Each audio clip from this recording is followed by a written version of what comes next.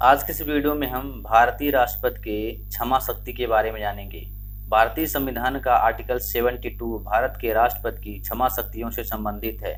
जब भारत के राष्ट्रपति किसी अपराध के लिए दोषी व्यक्ति की सजा को कम करते हैं या फिर सजा के मामले पर कार्यवाही करते हैं, तो यह पूरा प्रोसीजर क्षमा शक्ति का रूप ले लेता है। तो दोस्तों, भारतीय राष्ट्रपति की क्षमा शक्ति को हम 5 प्रकार से समझ सकते हैं, जिनमें पहला आता है पार्डन, दूसरा आता है रेप्राइव, तीसरा होता है रिमिट या रिमिशन, चौथा होता है रिस्पाइट और लास्ट होता है कम्यूट। इनके बारे में डिटेल जानने से पहले हम सबसे पहले दोस्तों ये जानते हैं कि राष्ट्रपति अपनी क्षमा शक्तियों का प्रयोग कब कब कर सकते हैं। जब कोई व्यक्ति केंद्रीय कानून के खिलाफ अपराध किया हो तब उसके संदर्भ में राष्ट्रपति अपनी क्षमा शक्ति का प्रयोग कर सकते हैं। इसके अलावा यदि कोई सजा कोर्ट मार्शल या सैन्य अदालत के द्वारा किया गया हो तो वहां पर भी राष्ट्रपति अपनी क्षमा शक्ति का उपयोग कर सकता है। इसके अलावा जब किसी को मौत की सजा दी गई हो या उस पर विचार किया जा रहा है तो राष्ट्रपति वहां पर अपनी क्षमा शक्तियों का प्रयोग कर सकते हैं। चलिए हम सबसे जानते हैं कि राष्ट्रपति जो 5 क्षमा शक्तियां हैं उनमें सबसे पहला पार्डनिंग क्या होती है।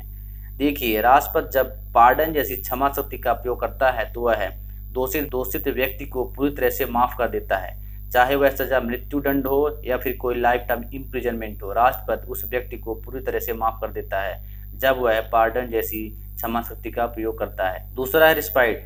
जब राष्ट्रपति रिस्पाइट जैसी क्षमा शक्ति का उपयोग करता है तो वह मूल रूप से दोषी को दी गई सजा के स्थान पर कम सजा देने का विकल्प चुनता है। फॉर एग्जाम्पल, यदि किसी विशेष तथ्य के कारण, जैसे कि किसी अपराधी की शारीरिक अक्षमता या किसी महिला अपराधी की गर्भावस्था है, तो इस परिस्थिति में राष्ट्रपति रिस्पाइट जैसी क्षमा शक्ति का उपयोग करके दोषित व्यक्ति को उसकी सजा को कम कर देता है।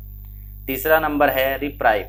दोस्तों, जब राष्ट्रपति रिप्राइव जैसी क्षमा शक्ति को चूज करता है तो वह दोषित व्यक्ति को दी गई सजा को, चाहे वह सजा मौत की हो, उस पर एक टेम्परेरी स्टे लगा देता है।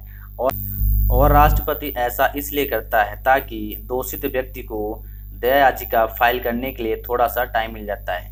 इस प्रकार से राष्ट्रपति जब अपने रिप्राइव जैसी क्षमा शक्ति का उपयोग करता है तो वह दोषित व्यक्ति को थोड़ा सा एक टाइम देता है, उसकी सजा पर अस्थायी अवधि के लिए रोक लगा देता है ताकि वह व्यक्ति दया याचिका को फाइल कर सके। चौथा नंबर है रिमिट या रिमिशन। दोस्तों, जब राष्ट्रपति रिमिट या रिमिशन जैसी क्षमा शक्ति को चुनता है तो वह सजा की अवधि को कम करने के लिए कार्य करता है, लेकिन दोस्तों जो सजा का जो कैरेक्टर रहता है वही रहता है। फॉर एग्जाम्पल, यदि किसी व्यक्ति को 2 वर्ष के लिए कठोर कारावास की सजा दी गई है तो राष्ट्रपति अपनी इस क्षमा शक्ति का उपयोग करके 1 वर्ष के कठोर कारागार में बदल देता है, लेकिन जो कारावास रहेगा वो कठोर ही रहेगा। यानी कि इस सजा का जो कैरेक्टर है वो चेंज नहीं होता है, बल्कि राष्ट्रपति अपनी इस क्षमा शक्ति का उपयोग करके उस कैरेक्टर का जो टाइमिंग है उसे कम कर देता है। कम्यूटेशन। जब राष्ट्रपति कम्यूटेशन जैसे क्षमा शक्ति का उपयोग करता है तो वह मुख्य रूप से दोषित व्यक्ति की सजा को कम कर देता है या फिर उसकी सजा को एक सजा से दूसरे सजा में बदल देता है। यानी कि यदि किसी व्यक्ति को मौत की सजा दी गई है तो उस सजा को बदल के वह कठोर कारावास में बदल देगा, या फिर किसी व्यक्ति को यदि कठोर कारावास दिया गया है तो उस व्यक्ति को कठोर कारावास के बदले उसे एक साधारण कारावास में बदल देता है। यानी कि राष्ट्रपति जब अपनी कम्यूटेशन जैसे क्षमा शक्ति का उपयोग करता है तो वह दोषित व्यक्ति की सजा को परिवर्तित कर देता है। यदि मौत की सजा दी गई है तो उसे कठोर कारावास में बदल देता है, और यदि कठोर कारावास दिया गया है तो उसे साधारण कारावास में बदल देता है। दोस्तों, जिस प्रकार भारतीय संविधान में आर्टिकल 72 भारतीय राष्ट्रपति के क्षमा शक्ति को बताता है, ठीक उसी प्रकार भारतीय संविधान का अनुच्छेद 161 राज्यपाल की क्षमा शक्ति को बताता है। इसलिए दोस्तों, राज्यपाल राज्य के कानून के खिलाफ किसी भी अपराध के लिए दोषी ठहराए गए किसी भी व्यक्ति की सजा को क्षमा कर सकता है। लेकिन आपको मैं यहाँ पे बता दूं कि राष्ट्रपति की पार्डनिंग पावर यानी क्षमा शक्ति और जो गवर्नर जो राज्यपाल होता है उसकी जो क्षमा शक्ति है उसमें थोड़ा सा डिफरेंट है।